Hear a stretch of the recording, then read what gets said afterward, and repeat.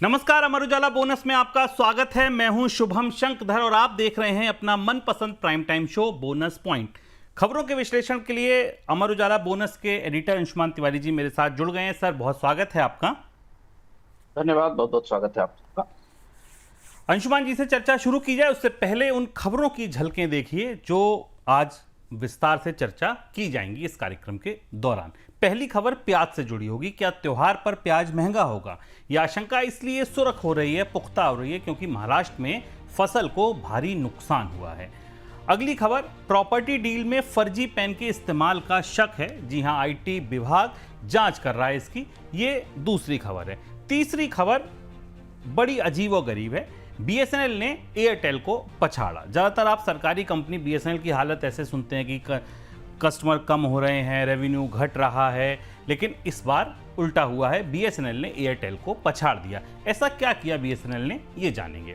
शेयरों में mutual funds का रिकॉर्ड निवेश, अब तक 4 लाख करोड़ रुपए डाले जा चुके हैं। जी हां, 4 लाख करोड़ रुपए का निवेश सिर्फ लमसम के रास्ते जो म्यूचुअल फंड में पहुंचा वहां से शेयर बाजार में पहुंच चुका है। और यही वजह है कि इतनी बड़ी एफआईआईज की बिकवाली के बाद भी अगर बाजार ऊपरी स्तरों पर टिका हुआ है तो ये ताकत है इस म्यूचुअल फंड के निवेश की। इसके बाद बात गोल्ड की करेंगे। आज गोल्ड ने अंतर्राष्ट्रीय बाजार में $4000 का स्तर छुआ। उसके पीछे की एक बड़ी वजह केंद्रीय बैंकों की खरीदारी भी है। केंद्रीय बैंकों ने गोल्ड की खरीद बढ़ा दी है। अगस्त में 15 टन की खरीदारी हुई है। किसने खरीदा, किसने बेचा, अलग अलग केंद्रीय बैंकों का क्या हाल है, इस खबर में जानेंगे। और फिर चलेंगे यूरोप। वहां फ्रांस में राजनीतिक संकट गहरा गया है। पहली बार शायद इतिहास में ऐसा हुआ कि शपथ से पहले ही प्रधानमंत्री को इस्तीफा देना पड़ा है। क्या कुछ ऐसा हुआ वहां? क्या स्थिरता की वजह है? अस्थिरता इतनी ज्यादा क्यों है? ये सब कुछ जानेंगे हम अपनी इस एक और खबर में। लेकिन शुरुआत करते हैं महाराष्ट्र से, जहां पर प्याज की फसल को बड़ा नुकसान हुआ है। महाराष्ट्र के कई जिलों में बेमौसम बरसात की वजह से प्याज की फसल को नुकसान हुआ है। इसका जायजा लेने गई केंद्रीय टीम ने महाराष्ट्र के नासिक का दौरा किया है। सितंबर के दौरान बरसात की वजह से नासिक में प्याज की फसल को भारी नुकसान की आशंका है। केंद्रीय टीम ने कई किसानों से कहा है कि उनकी 80% तक फसल खराब हो गई है। 80% फसल खराब होने का मतलब आप समझिए कि कितनी सी फसल बची। केवल 20% फसल बचने का अनुमान है, आकलन है। सर, कितना नुकसान होने की आशंका है और ये कैसे असर डालेगी? महाराष्ट्र से लगातार मानसून में भारी बारिश की खबरें थी जो हम बोनस पॉइंट पर चर्चा कर रहे थे, और देखिए धीमे धीमे वो परिस्थितियां निकल कर आ रही हैं। जो केंद्रीय टीम वहां गई है, एक बड़े इलाके में 80% तक फसल बर्बाद हुई है बारिश के कारण। जैसा एक बोनस पॉइंट के संस्करण में हमने बताया भी था कि महाराष्ट्र के कुछ हिस्से ऐसे जिनमें आमतौर पर इतनी ज्यादा बारिश नहीं होती, वहां पर बाढ़ की परिस्थिति देखी गई। और जो क्रॉप का अराइवल है वो तो लेट हो ही रहा है। सरकार, राज्य सरकार और केंद्र सरकार का जो दल गया है वो मान रहा है कि अक्टूबर और नवंबर के महीनों में प्याज की कमी हो सकती है, बाजार में आपूर्ति सीमित हो सकती है। और ये सरकार के लिए एक किस्म का अलार्म है या खतरे की घंटी है कि उसे इस साल फिर प्याज के आयात की या उसकी व्यवस्था करनी पड़ेगी, क्योंकि बाजार में प्याज की महंगाई, नासिक से जो खबरें आ रही हैं, जो ऑनियन बेल्ट से जो खबरें आ रही हैं उनके हिसाब से तो इस बार प्याज की महंगाई नवंबर के महीनों में, मतलब इस महीने के अंत से लेकर नवंबर तक दिखने लगी कि ऐसा संकेत मिल रहा है। सर, दूसरा सवाल खरीफ की अन्य फसलों से जुड़ा है। क्या खरीफ फसलों के नुकसान का कोई और आकलन भी है? सरकार ने अभी तक स्पष्ट रूप से नहीं कहा, लेकिन अगर आप अलग अलग राज्यों में जो कि राज्य सरकारें जिस तरीके के उपाय कर रही हैं, केंद्र से मदद मांग रही हैं, जो वहां से राज्य के स्तर पर सूचनाएं आ रही हैं, उस हिसाब से खरीफ के पैदावार का आकलन शुरुआती आकलनों से थोड़ा ज्यादा खराब होता दिखाई दे सकता है। पंजाब और महाराष्ट्र दो प्रमुख राज्य हैं जिन राज्यों में हमने जब बड़ा असर देखा है। महाराष्ट्र की बात हमने की। प्याज और कपास दो प्रमुख फसलें हैं जिन पर बड़ा असर पड़ा इस बारिश से। पंजाब में धान की फसल बड़े हिस्से में प्रभावित हुई, उसका कितना असर वास्तविक रूप से आया है देखना होगा। इधर हमने कई हिस्सों में अभी पिछले 3 दिन के अंदर लेट रेन्स देखी हैं, क्योंकि हरियाणा में भी और पूर्वी उत्तर प्रदेश और उत्तर के हिस्सों में देखी है। ये हार्वेस्ट को प्रभावित कर रही है। इस समय फसलों की कटाई का मौसम है और इस समय बारिश बेहतर नहीं होती। तो जो राज्यों के आधार पर हमें मोटा आकलन मिलता है, और सरकार अपना आंकड़ा देगी तो हमें समझ में आएगा कि कितनी कमी है। बाजार सेंस कर रहा है, बाजार जो संकेत मिल रहे हैं उस हिसाब से सोयाबीन, मक्का, कॉटन, उड़द, तुअर, मूंग, सब्जियां, फ्रूट क्रॉप्स, मिलेट, कुछ और अनियन, ये प्रमुख फसलें हैं जिन फसलों पर में बुवाई के अनुमान से हार्वेस्ट तक के अनुमान के बीच में काफी बड़ा अंतर हुआ है। और इसका असर हमें आने वाले दिनों में बाजार पर में इन फसलों की कीमत में दिखाई दे सकता है।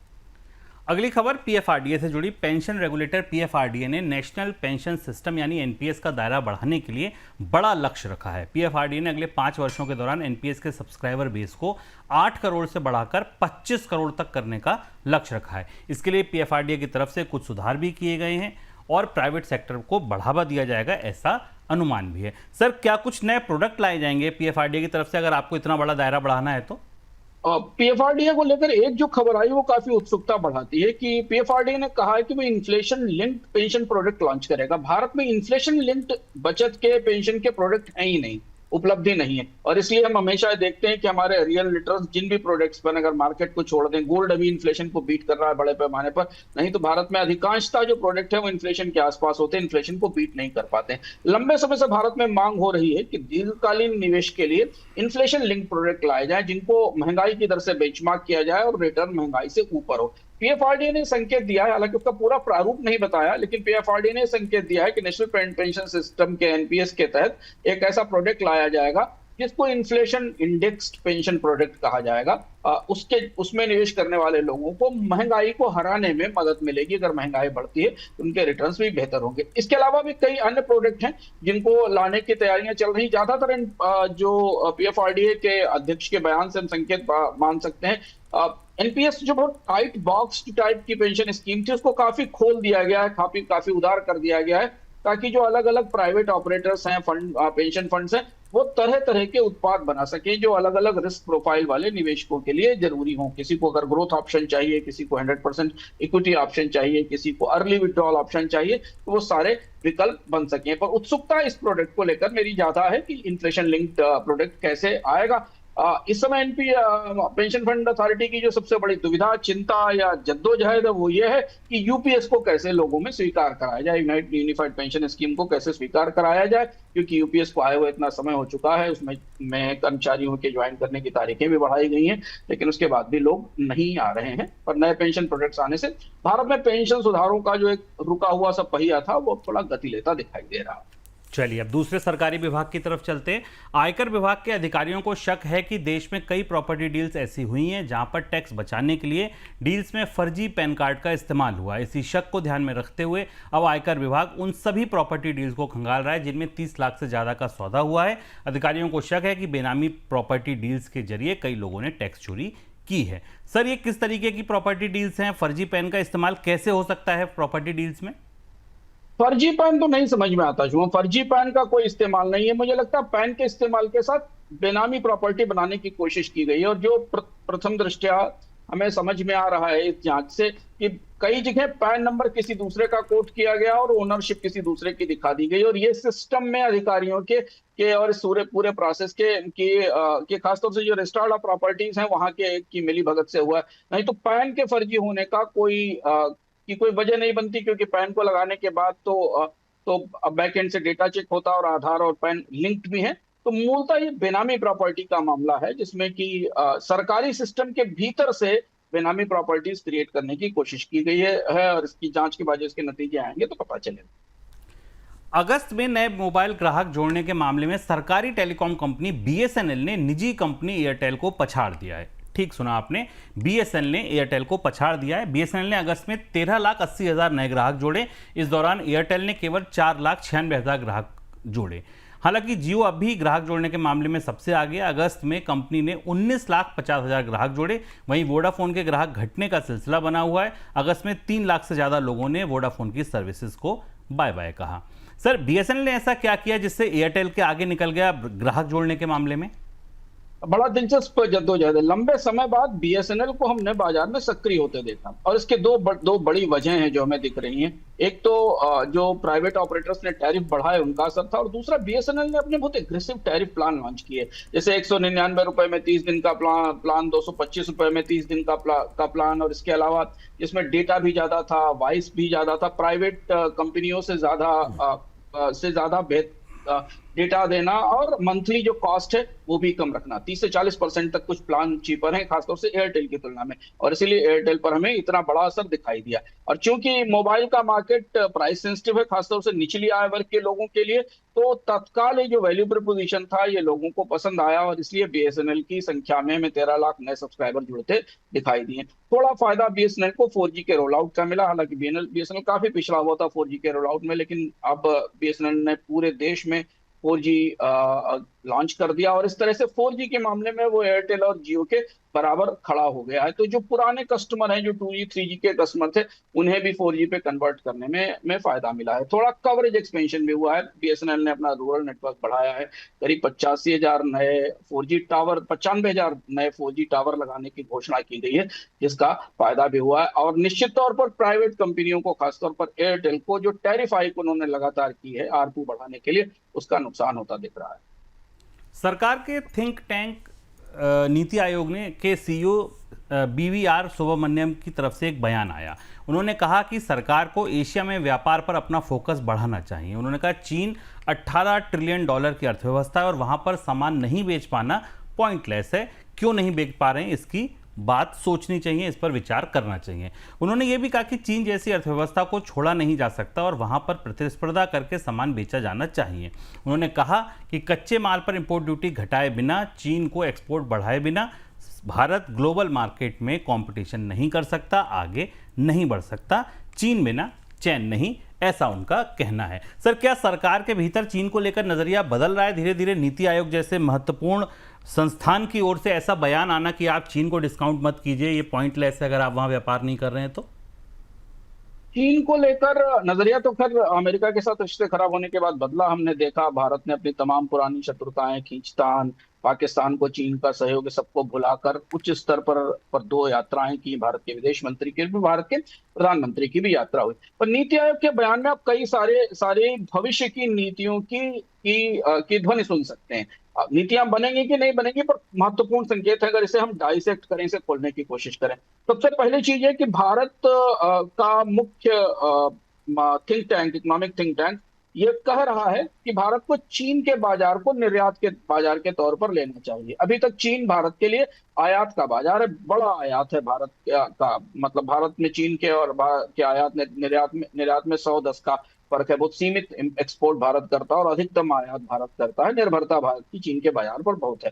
तो यहाँ से निर्यात बढ़ाने की बात शुरू हो रही है चीन के बाजार को, जो निश्चित तौर पर एक काउंटर यूएस स्ट्रेटेजी है। अमेरिका के बाजार से जो नुकसान है उसे चीन के बाजार में ले जाया जाए।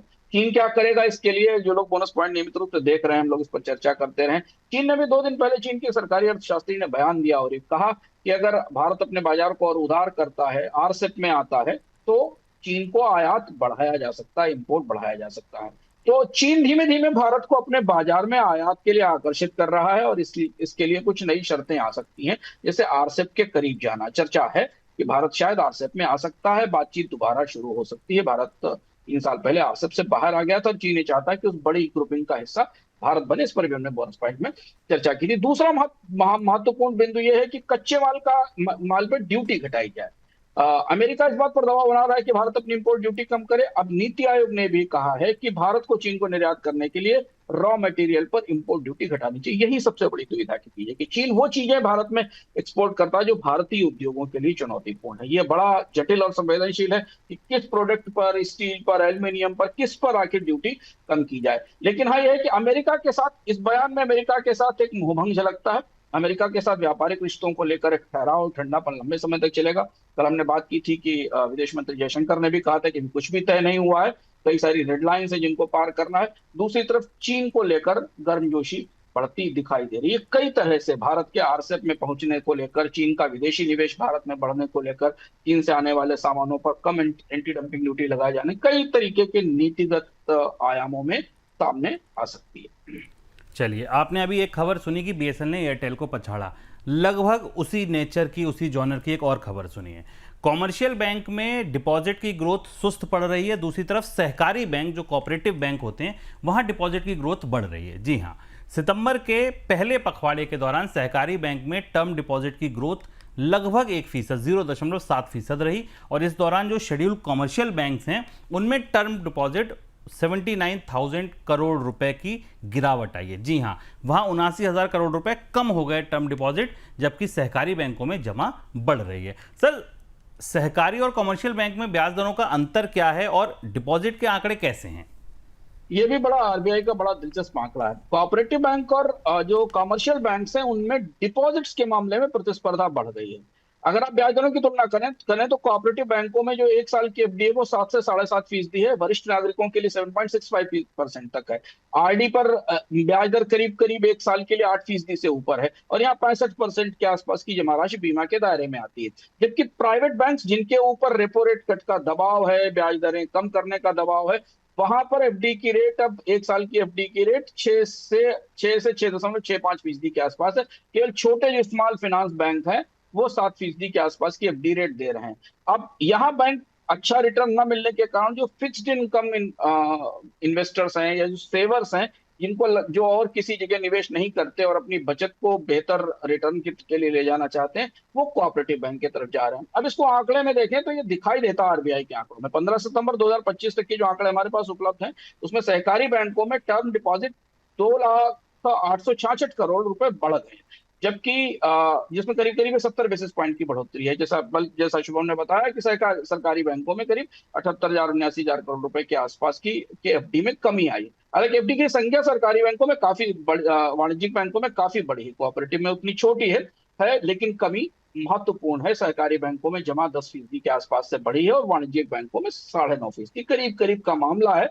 लेकिन लोग छोटी अवधि की एफडी में बेहतर ब्याज के लिए अब कोऑपरेटिव बैंक्स का रुख कर रहे हैं, जो कमर्शियल बैंक्स के लिए, जो मुख्य धारा के कमर्शियल बैंक्स हैं, प्राइवेट बैंक, सरकारी बैंक्स के लिए ये बड़ी चुनौती है, क्योंकि वैसे भी उनके पास पूंजी की, कैपिटल की कमी है।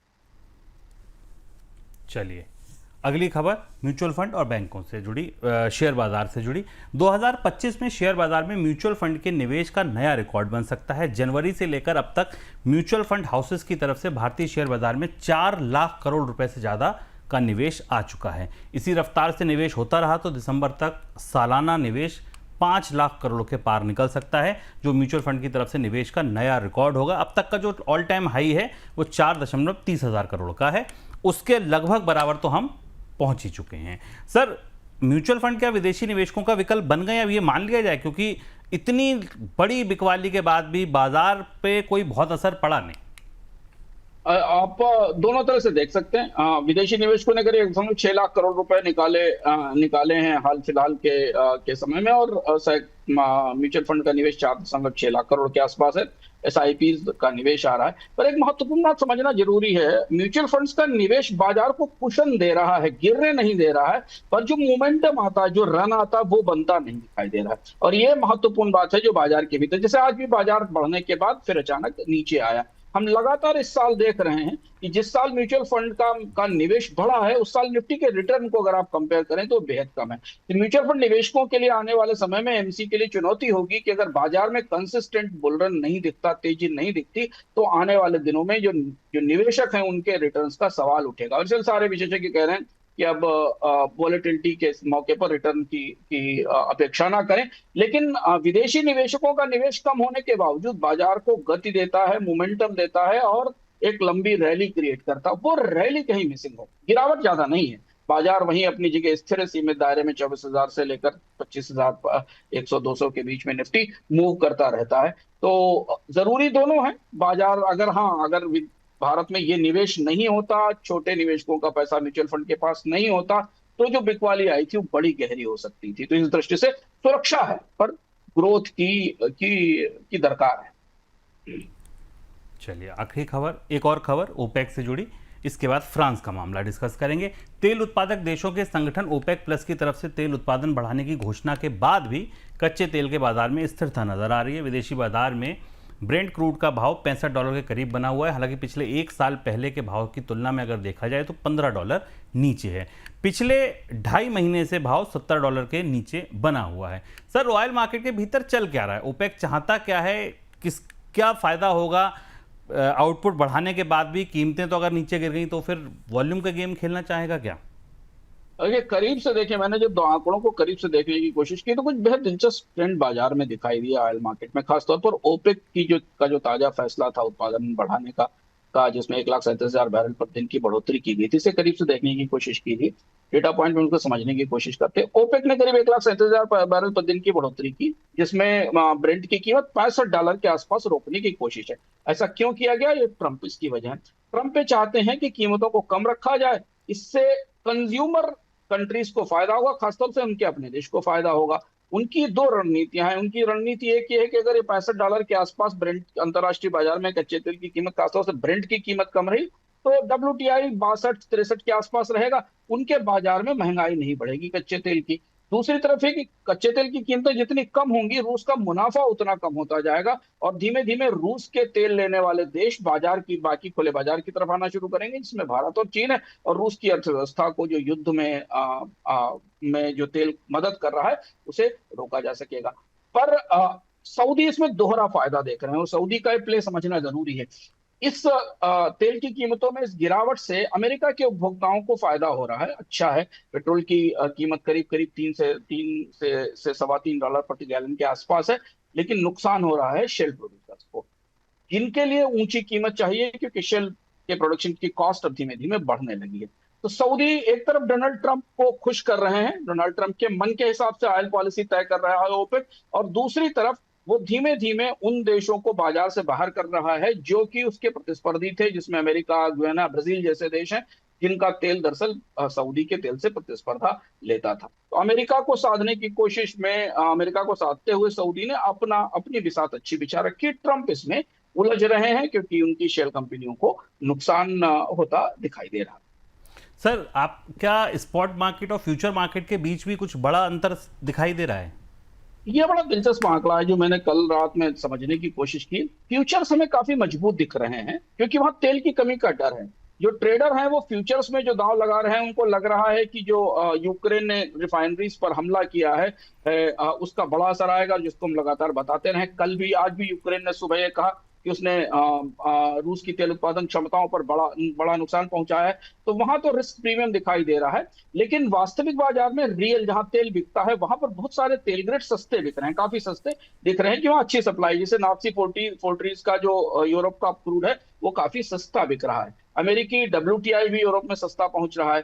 समुद्री रास्तों से निर्यात कई सालों के उच्च स्तर पर है। यानी रियल मार्केट में ऑयल की आपूर्ति, सप्लाई ज्यादा है, स्पॉट बाजार जिसको आप कहें, बल्कि, और फ्यूचर मार्केट में रिस्क प्रीमियम्स ज्यादा हैं। यानी भविष्य में तेल की कीमतें तो बढ़ सकती हैं, इस बात का खतरा है, पर तात्कालिक तौर पर अभी के बाजार में तेल की कीमतों पर दबाव बना हुआ। तो ये जो डाइवर्जेंस आपको फ्यूचर और स्पॉट के बीच में दिख रहा है, ये थोड़ा अनोखा है। वास्तविक बाजार में सप्लाई ज्यादा है, फ्यूचर बाजार को तेल की कमी का डर लग रहा है। अब यहाँ होने वाला क्या है कि अगर रूस की समस्याएं कम हो जाती हैं, रूस में तेल का उत्पादन सामान्य स्तर से पर आ जाता है, तो फ्यूचर्स तत्काल टूट जाएंगे, और तब आपको ब्रेंट और WTI के फ्यूचर्स में आने वाले दिनों में ठीक ठाक गिरावट दिखाई दे सकती है।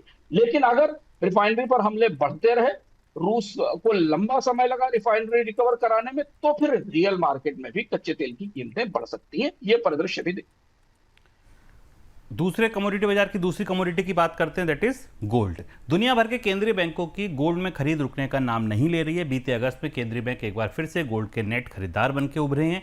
वर्ल्ड गोल्ड काउंसिल की रिपोर्ट आई। रिपोर्ट में पता चला कि अगस्त में केंद्रीय बैंकों ने नेट 15 टन सोना खरीदा। जिन देशों ने सबसे ज़्यादा सोना खरीदा उनमें कजाकिस्तान, बुल्गारिया, टर्की, चीन और उज्बेकिस्तान शामिल हैं।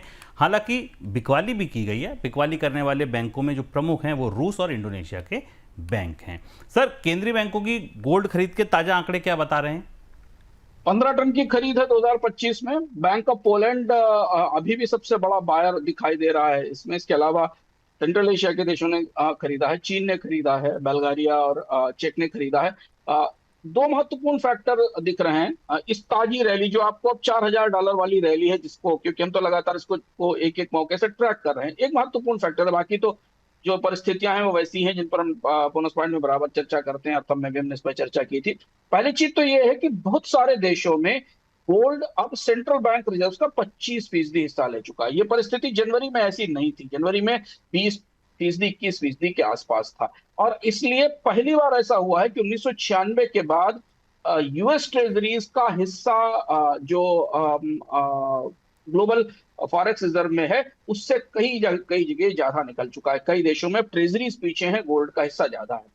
वर्ल्ड गोल्ड काउंसिल ने अपने सर्वे में ये भी बताया कि 95% सेंट्रल बैंक गोल्ड रिजर्व्स को 2025 और 26 में बढ़ाने जा रहे हैं। यानी अभी सोने की खरीद इस कीमत पर भी $4000 का जो स्तर छुआ है, जो ऑल टाइम रिकॉर्ड है हाई है, उस पर भी बैंक खरीद रहे हैं। और इसीलिए मुझे अगस्त की गोल्ड खरीद पर आश्चर्य हुआ कि अगस्त के महीने में हमने गोल्ड में रिकॉर्ड तेजी देखी, उसके बाद भी बैंकों ने इतनी ऊंची कीमत पर गोल्ड खरीदा है। तो ये एक किस्म से करेंसी हेज भी है और मौद्रिक सिस्टम में घटते विश्वास का प्रतीक भी है। और दूसरा ये है कि ये जो तेजी की संभावना है उन्हें और ज्यादा आधार देता है। आप खुद समझ सकते हैं कि बैंक अगर इतने महंगी कीमत पर $3800-3700 पर आउंस की कीमत पर सोना खरीद रहे हैं, तो किसी भी सिचुएशन में वो अपने इस सोने में गिरावट तो बर्दाश्त नहीं कर पाएंगे, क्योंकि इससे उनके वैल्यूएशन में कमी आएगी। जो बिकवाली हमें थोड़ी दिखाई दी इंडोनेशिया की या रूस की बड़ी चुनौती है फंड्स की शॉर्टेज, इसलिए रूस ने थोड़ा प्रॉफिट बुक किया है गोल्ड की रैली में, और इंडोनेशिया ने भी थोड़े फंड्स निकाले हैं। लेकिन जो मोमेंटम है बैंक्स का, वो गोल्ड की मजबूती की तरफ ही है।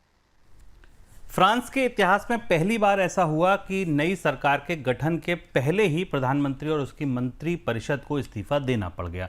सोमवार को शपथ ग्रहण लेने के कुछ घंटे बाद ही फ्रांस के प्रधानमंत्री ने पद छोड़ दिया। ये घटनाक्रम फ्रांस के गहराते राजनीतिक संकट को दर्शा रहा है। सर, फ्रांस यूरोप की सबसे मजबूत अर्थव्यवस्थाओं में से एक है। पूरे यूरोप पर इसका आप क्या असर होता देख रहे हैं? फ्रांस की स्थिति थोड़ी गंभीर हो रही राजनीतिक अस्थिरता के तौर पर। इस समय यूरोप जो थोड़ा उलझा हुआ है डोनाल्ड ट्रंप और पुतिन के बीच में, वहां पर लीडरशिप की क्राइसिस है। फ्रांस में चुनौतियां दिख रही हैं।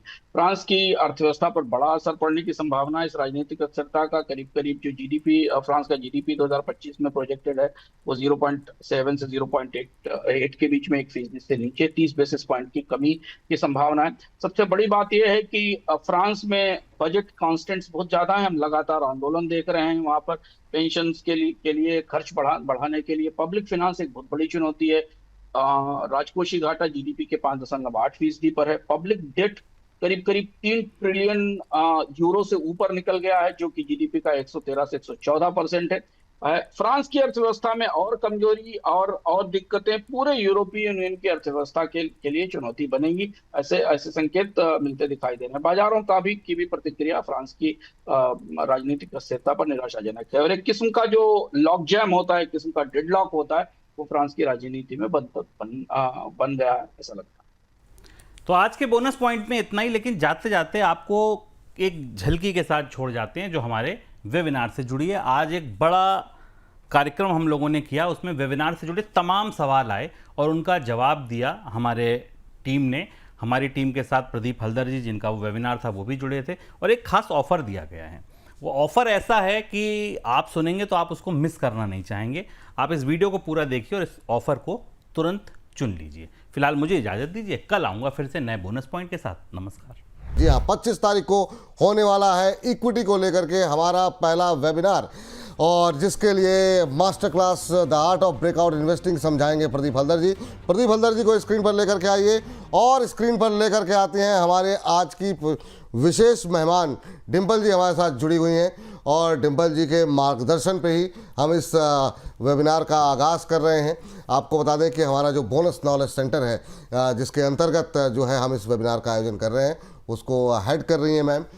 इन्हीं के मार्गदर्शन में तमाम कार्यक्रम जो है हम लोग अभी आयोजित कर रहे हैं, आगे भी आयोजित करते रहेंगे। तो मैम, बहुत सारे लोगों की क्वेरीज हमारे पास आई हुई हैं, हम एक एक करके उनको हम चाह रहे थे कि, और अपने दर्शकों से भी अपील कर दें कि आपके मन में जो भी दुविधा है 25 तारीख को लेकर के, इस वेबिनार को लेकर के आप पूछिए। हम कोशिश करेंगे कि हम डिम्पल जी से इसके उत्तर लें। कहीं कोई कन्फ्यूजन रह जाएगा, मैम को दोबारा आमंत्रित कर लिया जाएगा, तो कहीं कोई टेंशन वाली बात नहीं है। लेकिन मैम, पहले तो ये बताइए कि ये विचार जो है कि हमें किस तरह का वेबिनार करना चाहिए, और ये कहाँ से ये थॉट प्रोसेस शुरू हुआ, इसके बारे में थोड़ा बताइए। फिर प्रदीप जी भी हमारे साथ जुड़ गए हैं। प्रदीप जी, एक बार फिर से आपका स्वागत। आपके पास अगली टिप्पणी के लिए आते हैं, लेकिन पहले डिम्पल जी आप।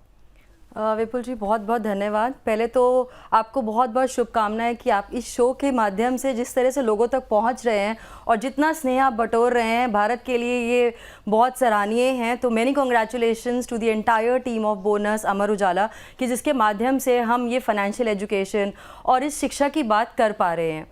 तो इसी डायरेक्शन में चलते हुए हमने एक इनिशिएटिव के बारे में सोचा। काफ़ी सोच विचार के बाद हम लोग 6 महीने से लगे हुए थे इसको सोचने के लिए कि किस तरह से एक ऐसा प्लेटफॉर्म लाया जाए जो कि ना ही सिर्फ प्लेटफॉर्म हो बल्कि एक इनिशिएटिव हो जिसके माध्यम से हम लोगों को फाइनेंशियल एजुकेशन पढ़ा सकें बहुत ही ईजी तरीके से। सबसे बड़ी बात, हमने जो टैगलाइन अपनी चुनी है, विपुल जी आपको सब दर्शकों को बताना चाहूँगी, हमने चुनी है redefining the way India learns finance.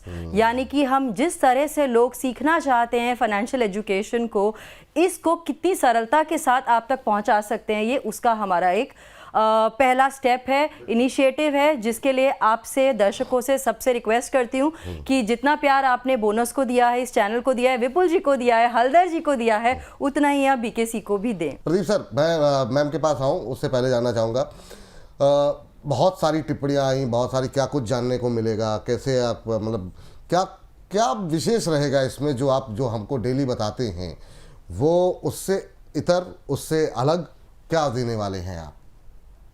First of all good afternoon आपको, विपुल सर एंड डिम्पल मैम को, एंड सारे बोनस के view, and thank you for again giving me the such a beautiful opportunity. क्योंकि लोगों से बात करना, लोगों के साथ कनेक्ट करना, ये तो मेरा हमेशा से बहुत ही एक मेरा पैशन है। और मैं जब काम करता हूँ, मैं पैसों के लिए नहीं काम करता, मैं पैशन के वजह से काम करता हूँ। और विपुल सर आपने एक बताया था कि 999 रुपीज के आसपास का कुछ पेमेंट है।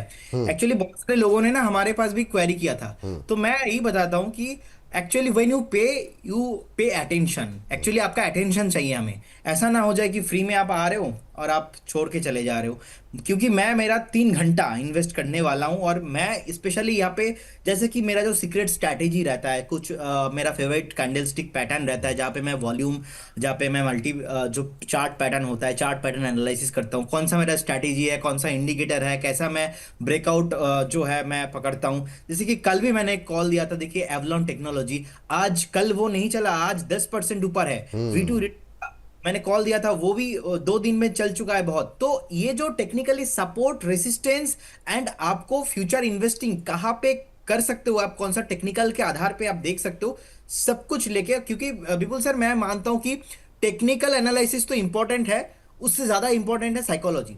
क्योंकि एक बात मैं हमेशा कहता हूं कि लोग कहता है कि पैसा आए तो कुछ करके दिखाओ, लोग कहता है कि पैसा आए तो कुछ करके दिखाओ, और मैं कहता हूं कि भाई पैसा आए तो कुछ करके दिखाओ। और उसके बाद धीरे धीरे जो बेस है ना, वो बेस बनना चाहिए। वो बेस जब तक नहीं बनेगा ना, वो नहीं होगा।